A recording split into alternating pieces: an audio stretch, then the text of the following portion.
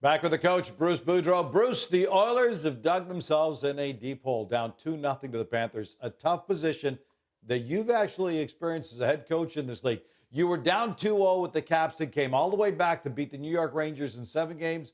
You've also been up 2-0 and sadly eventually lost the series. So, having been on both sides of this scenario, what's your blueprint for the Oilers to come back?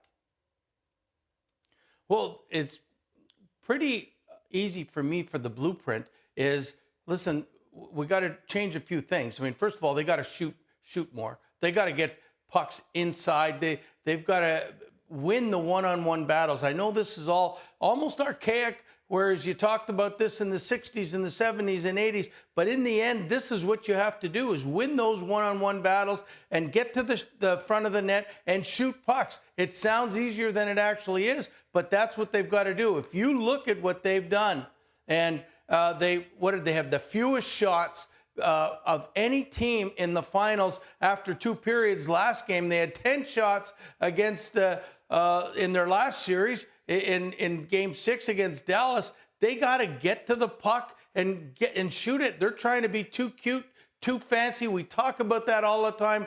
Don't be cute. Shoot the puck at the net. Get to the net. Win the battles. And that's the blueprint for their success, I think, if they want to have success in this series. Yeah, but Coach, the problem is the goalie's in their heads. One thing the Oilers have to figure out is how to solve Sergei Bobrovsky. 1 goal through 2 games isn't going to cut it. So as a head coach, what role do you play when your team can't score on a goalie as hot as Bobrovsky is right now?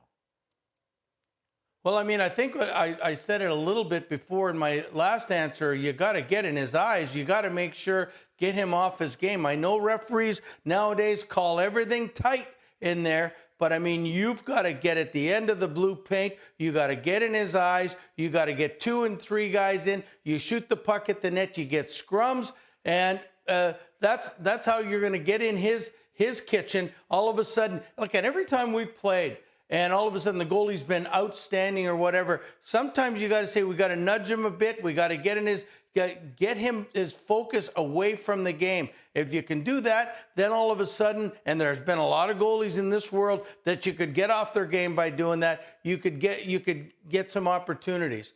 But other than that, the biggest thing as a coach, you've got to make sure you keep this positive and make sure that they know that you think that you can win, and you're giving them the blueprint to success, that if you do what the coach wants, you're going to have success, because those guys have got to believe that it's not over. They got to believe that they're going in there and we win the next game. The pressure is right back on Florida. So that's how you got to do it. If I'm the coach, I'm going in there with all smiles and say, what are you guys down about? We've got this. Let's go in and get them. Let's play this way and that way. Believe me, if you do it, you're going to win. And I think that would be a big difference maker for the Oilers.